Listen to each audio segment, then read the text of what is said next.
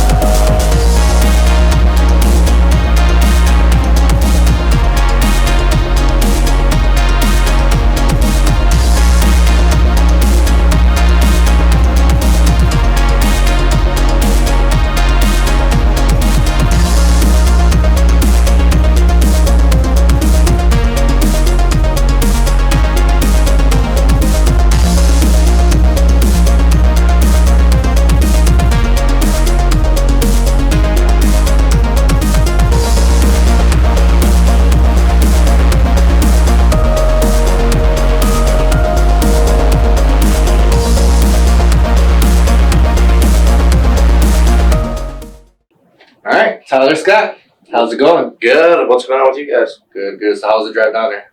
Not too bad. I'm in the city, so it's never that great, but it's not rush hour, so can't complain about that. So where do you come from?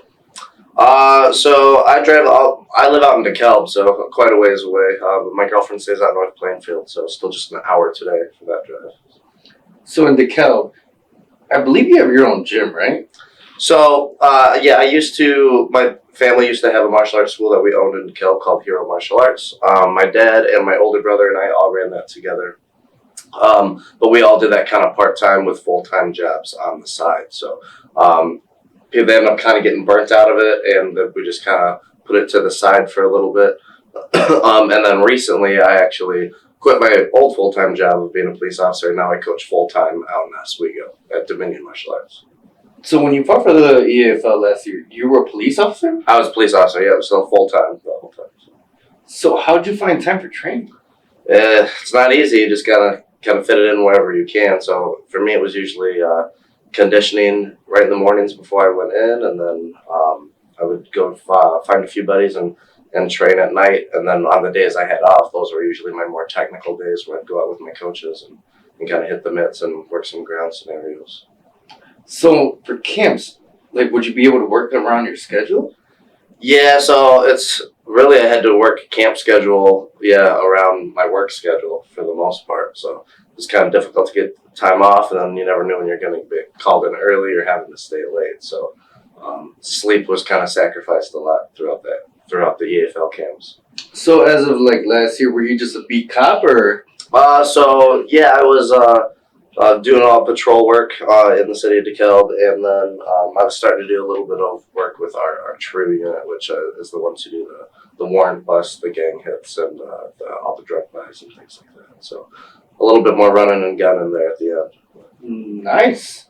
So what made you switch to because are you full on in MMA now? Or? Full MMA. So there's a whole lot of things that went into that decision. It wasn't an easy decision, but one of the things, what it really came down to is someone said, if you could do martial arts, and that's really what you want to do, that's me. I want to do martial arts all the time. So if you could do that full time, why don't you? And that was really kind of the line that sold me on it. But other things went into play with that too. I've been on the cusp of amateur and pro for years and years, but I never went pro because I couldn't do that while still being law enforcement. It would be the kind of conflict of interest where I could get hurt doing it as a job, as a pro, and that would affect my work, obviously, on the streets. So, did you go to school to become, did you take criminal justice classes? Actually, I did go to college, but I actually got my teaching degree. and then I ended up deciding to work in law enforcement. My dad was in law enforcement forever, so, and then his uncle was also in law enforcement, so it's kind of in the bloodline. But I always wanted to be a cop, but my dad told me, hey, if you want to be a cop, study something else, because they'll teach you what they want to teach you. So it's always good to supplement with something else that you can also market elsewhere. So something to kind of fall back on. Yeah, so I did teaching because I always enjoyed coaching. I started teaching karate when I was 14 years old, alongside my dad, with like the little dragons, we call them, like the 4 to 7 year old kids. So started that really young and had a knack for that. So I've done a lot of coaching and teaching here and there. So kind of went down that path. So pretty much MMA's been in your bloodline, or like at least some types of martial arts? Yeah, so everyone in my immediate family, my dad and I have 3 brothers, all of us are at least a 2nd degree black belt in Ishinro karate. And that's kind of where we all started, and everyone kind of branched out from there. My dad has done things with other traditional martial arts, like Kung Fu and Tai Chi and Aikido. And then my oldest brother, he ended up having a family, kind of fell out of the martial arts world a little bit. My older brother has a 6th degree black belt in Aiki Ninjutsu, so he's a big teacher in that style too, in the area. Ninjutsu. So it's like it has a lot of Japanese jiu-jitsu, which is what the samurais. Yeah, so what the samurais used to do to disarm each other. Has a lot of weapon arts, but there's a whole lot more with the Aiki Ninjutsu than I could probably even explain to you, because it's not just the physical aspect, but it goes a lot into strategy and a lot of things like that too. So I don't want to butcher it because it's not my art, but I know it's a lot more whole encompassing than just the physical aspect of it. And then obviously I got into more full contact things. I went from karate to, I delved in other traditional martial arts too, but then I ended up getting into kickboxing, the full contact karate, the above the waist, get 8 kicks. That's what I was going to ask, because there's so many different types of karate. And how do you feel about some people portraying karate as kind of sometimes fake? So, because I know you've seen the YouTube video. Oh yeah, also karate doesn't work, right? But then you see guys like Leo Machida, you see them. You see Stephen Thompson, MVP, all these guys that are really famous that are kicking ass with their karate. So what I say, there's no martial art is really better than the other. There's some that are more easily able to apply than others. Basic Muay Thai is probably going to be pretty easy to learn. Basic Jiu-Jitsu is going to be easy to learn. And when I say easy to learn, I mean more easy to apply. Like if I don't know anything and you don't know anything, but I go study, 6 months of Jiu-Jitsu and you go study 6 months of boxing, my 6 months of Jiu-Jitsu will probably win. That's not to say we both take 5 years. You do 5 years of boxing, I do 5 years of Jiu-Jitsu, and you might catch me with that punch because you have really good footwork by that time you've developed it, right? So I think different styles and different arts, they just kind of take a different timeline of how you develop them to really apply to your game. And certain ones just have easier fundamentals, and that could be easier for me, and it might be harder for you. And the same opposite, if I'm really tall, Muay Thai might be easier for me than a wrestling for someone who's a lot shorter and stronger than that. So no, I don't think any art really is to be discredited, and especially if you look at kind of the progression of martial arts in America, at least it's whatever popular gets hit hard and then it gets watered down. So the 70s, it was Kung Fu, right? Bruce Lee, big, Jackie Chan was came off of that. Kung Fu was awesome, and then Kung Fu got watered down. And you have the Karate Kid movies, right? Everyone wants to do karate. Gets built up, gets watered down. And we had a Taekwondo surge in the 90s. And then, everyone wanted to do Taekwondo, and then now all of a sudden there's 1,000 Taekwondo schools because it just keeps getting diluted. Jiu-Jitsu, I'm telling you, it's going to happen. It's already happening, maybe at a slower rate because, a lot of the high-level jiu-jitsu instructors have had a good job of keeping it well organized. And they keep track of it. And they keep it track. But it's the more widespread it gets, the more it's going to happen. So yes, and Brazilian Jiu-Jitsu is a relatively new art, right? So it hasn't had that much time to get diluted versus, you know, hundreds of years of karate, or hundreds of years of taekwondo, or thousands of years of kung fu, right? So that lineage is easily tracked right now, but 20 years from now, oh yeah, I trained under this guy, this guy, this guy, this guy, this guy, who somehow trained with Carlson Gracie, you know, 100 years ago. So it'll get there, just like, you know, MMA has its style itself too, you know. We've come a long way, but at some point it gets so popular that it gets diluted too. So Yeah, because it didn't really come around until like the 90s. Really, No, when the right. U.S. really got, yeah. you know, Mm-hmm. introduced to it.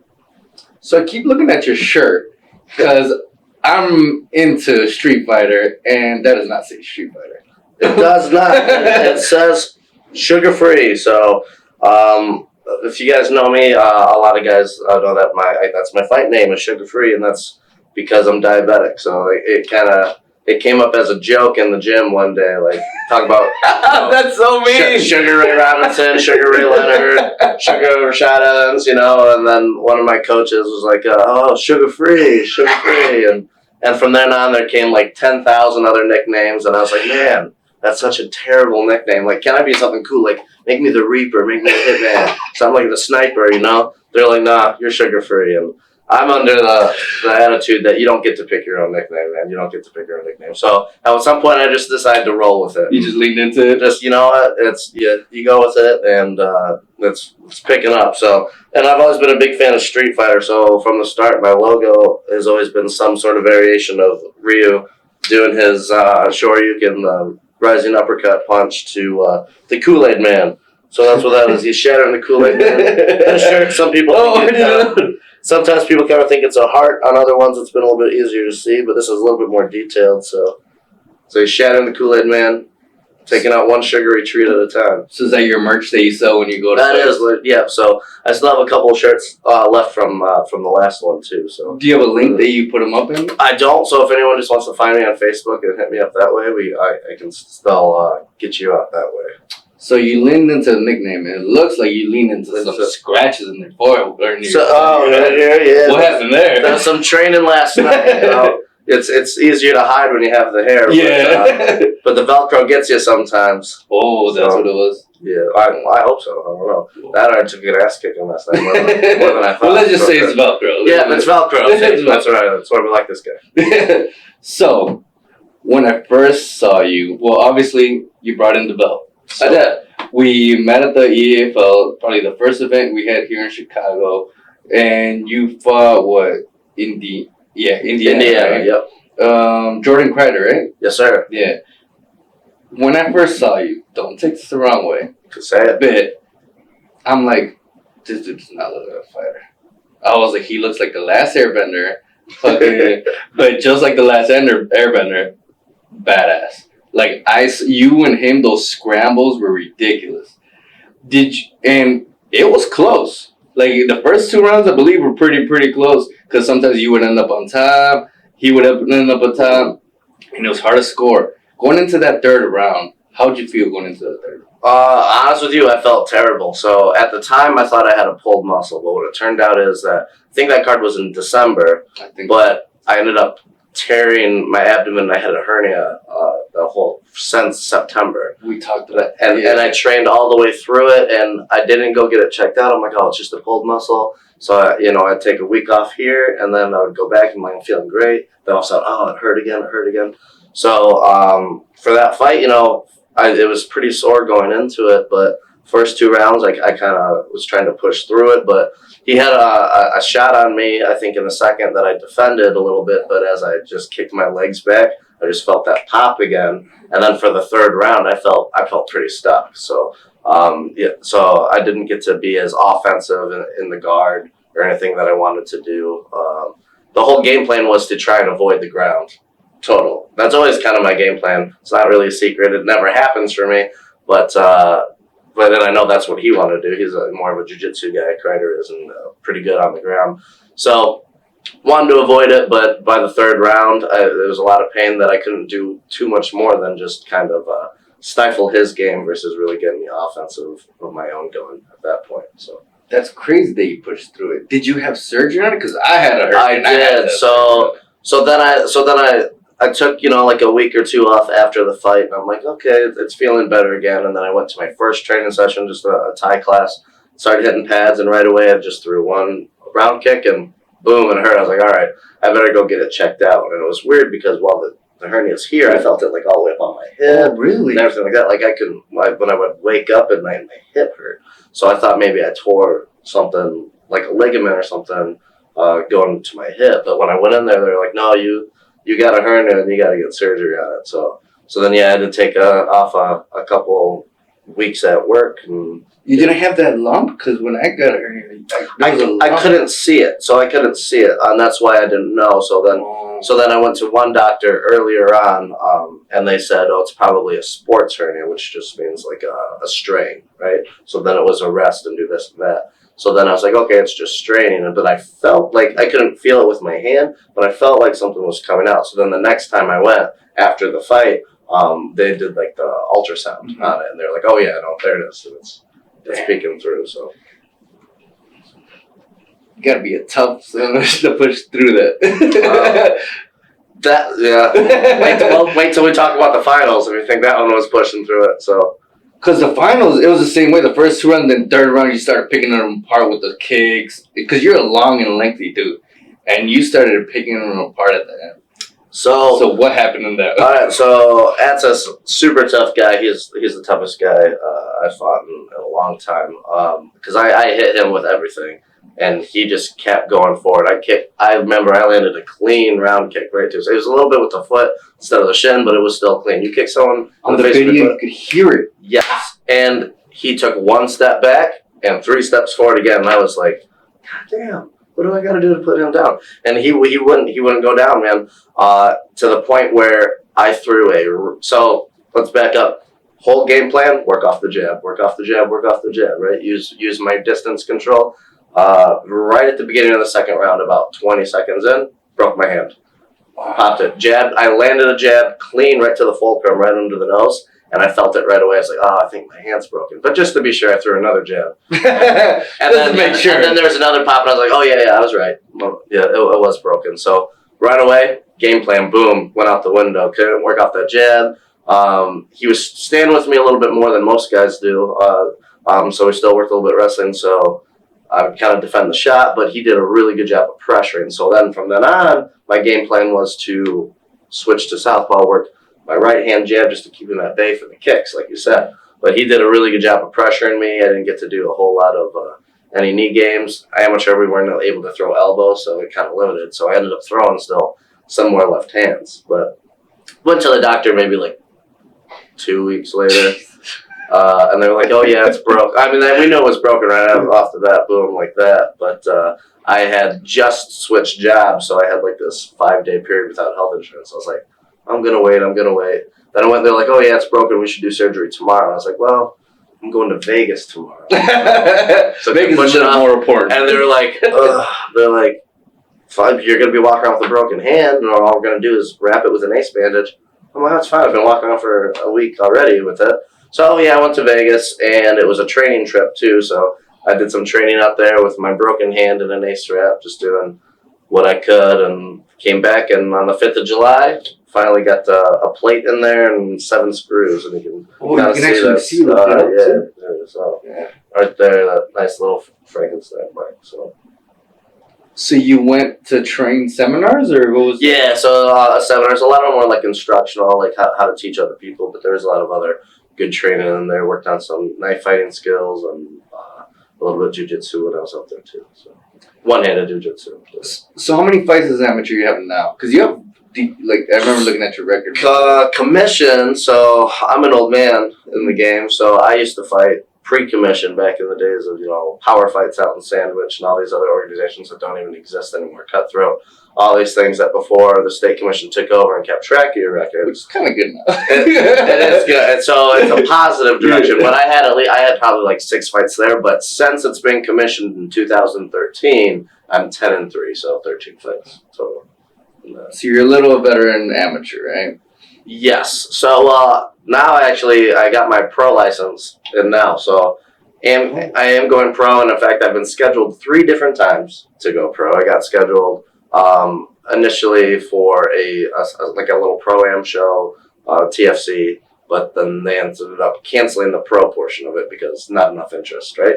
So then I was scheduled to debut on M1 Global, which was partnered up with the EAFL, going into Chicago here in March. But then, as anyone who's ever worked with the state of Illinois government, not the fastest, not the easiest to work with, so they didn't, from what I heard, they wouldn't approve the M1 Global cage, the half cage, half ring. Yeah. So then that got canceled. So I got put on another pro-am show, and then I just got told like 3 days ago that they're canceling the pro portion of that too. So I've had 3 different matchups already for 2020, and all 3 have been canceled. So waiting on an organization that can kind of actually. So you're waiting on your pro debut. Waiting on the pro debut, yep. Looking to get it through. But now that you're technically pro, what do you see the main differences are between being amateur and a pro? Like, how has your journey been? For me, it's like experience, and like I said, I got into it in the old days, like the old days amateur. And what I'll tell any of the amateurs still working out now is to train or to do it like we used to do in the old day, where it was, hey, you want to fight? I don't care who it is. Let's do it. Let's take it. So that's the whole point of amateur, is to build experience. There's so many amateurs out now that are padding their records, right? No, I don't want to fight that guy. He's too tough. Well, that's what you're supposed to be fighting. You want to get that out now. You don't want to wait until your pro debut before you have your first tough fight, right? I have my 3 losses, but all 3 were to the number 1 ranked in that division at the time, right? So, and some of them I even fought with on the EAFL. So that's when you get your tough fights out of the way. So that's where you get your learning experience. The last place you want to be is making your pro debut, where you actually want to make some real money off of it, and then find out, hell, I'm not as good at this as I thought. I was just getting my record padded because the promoter knew I sold 100 tickets, and so I could fill seats, and they just found someone random to fight me. So that's why when I'm looking at people on, a lot of people use Tapology now, just looking at the records. You don't just look at the record, you look at the records of who they beat, and that's a little bit different. You look at my records of who I beat, and it's, 1 through 5s in the divisions, and all my losses were 1s at the time. Now most of them are all pros. But when you're looking at these other guys, 8-0 records, yeah, but the best guy they fought was 1-4. So take it with a grain of salt. So that would be what I would say is the experience level. So it's a little bit different. Most, amateurs aren't really testing themselves that day. They're thinking that they deserve to pick their fights, and you don't. So a real fighter doesn't pick their fights, in my opinion. And amateurs, definitely, you have no right to think, oh, I'm better than this. At the same time, if you're just starting, don't go fight someone 8-0. But which it happens because that 8-0 guy wants to pad his record, is what it is. So that would be the biggest difference I see. Now, obviously, I haven't had the pro debut yet because all the shows are starting to fall through. But training-wise, as a striker, I love it. I can put those knees to the head. I can throw those elbows from that close position. The karate and the Muay Thai is now starting to pay off a little bit versus the amateur. Oh, I'm a wrestler and I can go on my knees and you can't really do anything but jab me until I grab your leg, right?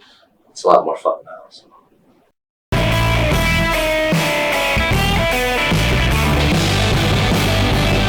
Thank you to the creative mind, Dante Rohel, for coming up with Manny's logo.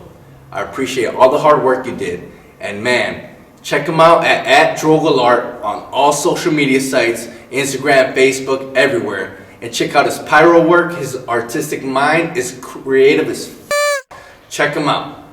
Cause he has some, not only, I don't even know what that pyro work's called, but that dope. He burns pictures into wood.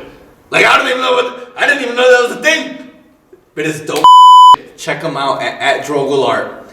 He's got some amazing pyro work. He's got some creative paintings. He does artwork. If you need anything for your family members, for presents, birthdays, anything, hasta quinceañeras, I think. Check him out and support a fellow paisa, por favor.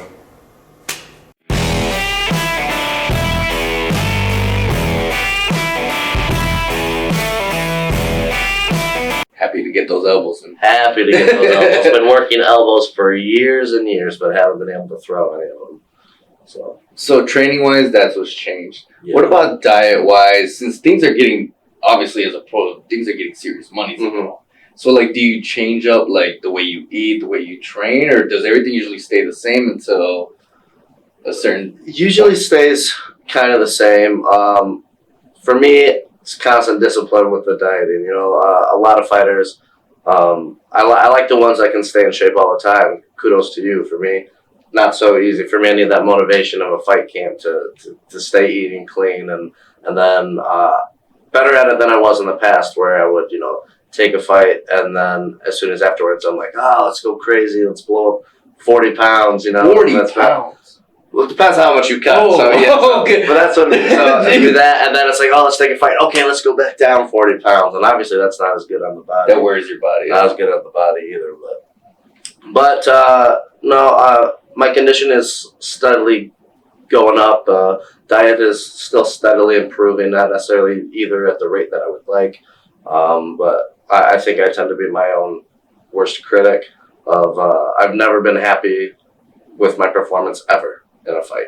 Whether it's a quick knockout, whether it's a 3-round war, I've never been happy with it. I always look at the fights afterwards and I'm like, damn, I should have did this, I should have done that. Like, well, what if I would have done this? What if I would have done that? But I think in order to be successful, you kind of need to have a little bit of that in the back of your head. I agree, because when you're like that, you're more willing to learn. Yes. You're more open and like, okay, yeah, you're right, you should have done this, should have done that. And then and along with what you're saying right there, I know a lot of fighters and stuff now, they need to be coddled in the gym. They need to be told what they're doing right before they're told what they're doing wrong. And that's just a teaching style, and I don't know, that's pretty common. But for me, it's I don't need you to waste time telling me what I'm doing right. Like, I need you to fix what I'm doing wrong and tell me, like, especially like in the corner in the middle of the fight, tell me what's going on. Hey, he's doing this, you need to do this. Versus, that was a great round doing that. Don't need to hear that. Just tell me what to fix and move on, because I'm already thinking about it myself. So your coaches from when you were an amateur, they're still the same ones as when you were a pro, right? So I've gone to a few different places. Started my main camp out at Full Mount MMA in Aurora, but not so much there anymore. I then kind of shifted a little bit over to Prime Muay Thai. Yeah, that's where you were at for the last. Yeah, and I've been working my stand up there for a long time, and I used to do a whole lot of jiu-jitsu out there now. So I still do all my striking out there with Sonny Ross. He's the best striking coach in Illinois, and more so than that too, but can easily say for Illinois. And he's really good at cleaning me up and not necessarily changing my style too much. A lot of times you go out to these camps and they want you to strike like they strike, right? So that's good that I do that on class days. He still adds to my repertoire with more pure Muay Thai that I can add to my game. But when it's just me and him, he opens it up. Here's the Thai thing you should do. But then when you get to this range, do a little bit of boxing here. And he's like, but don't forget what got you here. Use those side kicks, use those hook kicks, all that karate style that blows people away when they're not used to seeing it. So he does a really good job of blending my style, and he tells me how it is when he's like, you're fat, you're slow, tough love. Yeah, what are you doing? Yeah, like that. So you got to be kind of mentally prepared for that, a little bit mentally tough, and it's like a lot of people don't want to hear it. They hide it for themselves. I'm just like, yeah, I know. Yeah, so I am fat. Get me in shape. So a lot of amateurs, I know they think about it, and they're probably not in the beginning of the career, but more towards like once they start getting closer to become a pro. How does it work for you, since you're a pro now? Like, what are your coaches? You know how a lot of coaches charge the 10%, or do you still pay membership fees and then 10%? Like, or how would that even work for your market loyalty? It kind of depends on the place. I know what we do over at Prime is a lot of times the pro guys will usually donate a percentage of their purse there for the training, but some guys also still pay membership, so it kind of depends. But okay, have you and your team talked about that? Because I know other teams, the moment they turn pro, they're like, hey, we want our cut. We have talked about it a little bit, but I don't know if I want to blast it out there, because then everyone else is going to be asking about it too. That's completely fine. So, yeah. we're very lenient here. We don't, if you want us to cut anything out, let us know. No problem. But yeah, like, we just, like, because a lot of people are going to be watching this, and, like, probably even people that look up to you. Because the way you were talking, it looks like you're trying to mentor some of the other guys coming up as well. Yeah, well, so where I'm at now, work-wise, is I'm coaching over at Dominion Martial Arts in Oswego, and it's funny you use that word because what's actually on the door of our building is Dominion Martial Arts and Institute of Mentorship. So that's kind of really what we're doing, and you know, I've been in the martial arts world since I was 4 years old, so I've seen a lot of traditional martial arts. I grew up in traditional martial arts, but I also was kind of here for the rise of MMA and I partake in kickboxing. So I've seen the sport aspects, I've seen the traditional aspects and the modern aspects, and then even the real life street defense with the police tactic stuff. So I kind of have a foot in every direction. So what we're kind of trying to do over at Dominion is that new MMA don't lose what made the traditional martial arts so good with the character development and, you know, the discipline and the respect and things like that you don't necessarily see, to kind of get away from that old stereotype of early 2000s MMA, tap out mohawks, oh yeah, let's go, swearing, drink, you know, all that stuff. But keep the arts pretty pure, pretty clean, and move with that, but also instill all those core character development as well. That's very honorable because, as you know, the MMA game is very selfish. Mm-hmm. And if somebody, I don't know if you've met anybody that's a pro or not, they won't even try to give you any tips because they want to keep everything themselves because maybe they're going to fight you one day. Yeah. But other people, they're like, shoot, if you're going to fight me, I want the best you. I'll teach you. I'll help you out. So I think it kind of depends on your mindset. I think I'm the latter of that because me going pro, it's never been, and fighting in general, right? It's never been about, for me, it's never been about the glory. It's never been about, you know, the compensation. If those are things that you're in it for, kudos to you. I mean, that's your thing. But for me, it's always just been the pure challenge. And for me, I know that I'm not pushing my own training. I'm not pushing my own limits unless I have someone across the cage or across the ring for me that wants to take my head off, right? So that's why I got into competing. I hated competing up until about 2 years ago, until I won I think it was my third belt. Then I was like, you know what, I actually kind of like it. And I'm kind of I don't know if like is a good term, addicted maybe would be a little bit better term for it. But yeah, before that I always hated it, but I would always do it because if I'm not pushing myself, or if I know I'm not competing with someone who's actually going to try and hurt me, then I'm not going to push myself in training, and I'm just going to kind of train half and lackadaisical. So if I think if you are in the former where you're kind of in it for wanting people to know how awesome you are or wanting to make the most money, there's nothing necessarily wrong with that, but it is a more selfish gain on yourself, and of course then you want to make sure that you have a leg up on everybody else. However, how I view that is I'm not helping build you up, so therefore I'm going to stay here forever. Even though I'm above you, I'm still right here. But if I do something, if I give you guys a tip, a trick, whatever, and now you're up here, well, guess what? Now I got to elevate my game to get on top of that.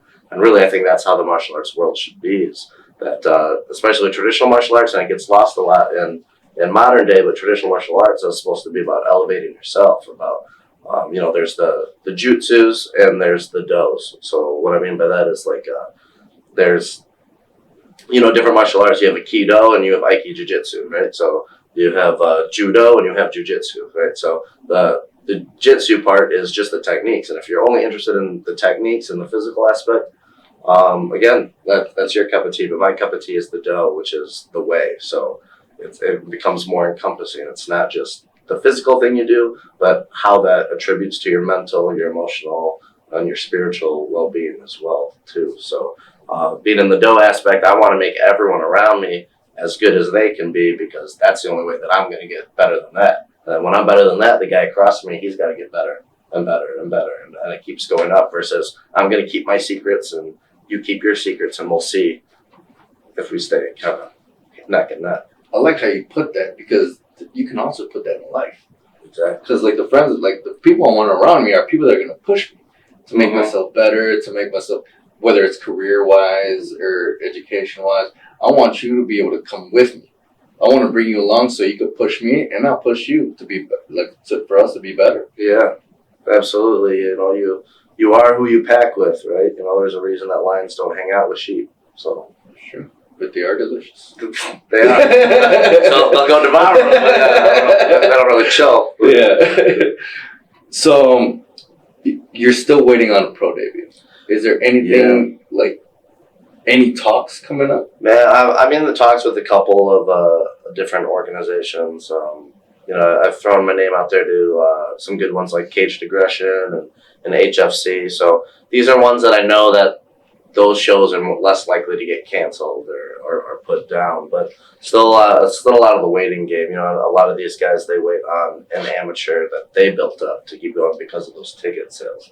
But I mean, what these guys don't realize is that even though I don't push for these ticket sales, if they contact the EFL, they'll tell you who sold the most tickets by far for those last 2 You got a lot of students come by as well. A lot of students. So I just did a little kickboxing event just to stay busy in January, and without me doing anything, I just kind of handed my tickets to my girlfriend, and we ended up with like over 80 tickets sold within like a week and a half. And that was not me pushing it, and it wasn't even her pushing it. It was just, hey, we have tickets, and they got ate up like that. So that's great, man. Hey, at least you got that support. It is a pretty wide fan base, and like I said, I've been doing it for a long time in this area. I'm a well-known name. A lot of people know Sugar Free without even knowing my real name, so it kind of happens. But yeah, so that member base, especially if there's these big organizations that are close by, like Caged Aggression, just one state over, HFC, just one state over, XFO, any of those fan bases would all carry over too. So kind of build up from that. So if any of you promotions need a pro debut, right here, all right? Is there anything you'd like to plug? Anything, any sponsors, any friends, family you want to shout out, anything? I like to keep the people close to me, not necessarily pull them out. People who are important to me, they know who they are. Yeah, if you want to know my sponsors, they're on the back of my shirt, but you gotta order some of these bad boys, all right? So right here, like I said, Dominion Martial Arts, got the lion right on the back of the shirt. If you guys want to get some high development coaching in less of a gritty atmosphere, Dominion Martial Arts is the way to do it. Like I said, we do the full MMA, but it's in more of a traditional setting. So a little bit more chill, relaxed, but still high energy without the smell. Wash your geese. Wash your geese. Where can they find you? What's your Facebook, Instagram? Facebook, just under my name, Tyler Scott, and then you can Instagram me at Sugar Free Scott. No R, Sugar. Oh, okay. And to buy your merch, go on Facebook, correct? Either Facebook or Instagram. Hit me up, and usually we'll do it through Venmo. So. All right. Hopefully he has a pro debut. Whenever he has it, we'll put it out there, and good luck. We'll see if the phone rings today. All right. All right. Thanks for coming. Thanks, sir. Make sure to like and subscribe to the Mix 3. Comment down below. We have a bunch of different content. We're trying to put everybody on. Doesn't matter if you're a gamer, if you're a fighter. Check out all the content we have. There's a lot of bloopers. Let's just say that. Oh yeah, we put bloopers at the end of the video. So we're doing an introduction. Okay. Yeah, hold on. Let me think. Remember, we got a title now. I know. I'm trying to think of it. We have Tyler Sugar Free Scott today on Coming Up with Manny. Yeah, man. God damn it, Kyle.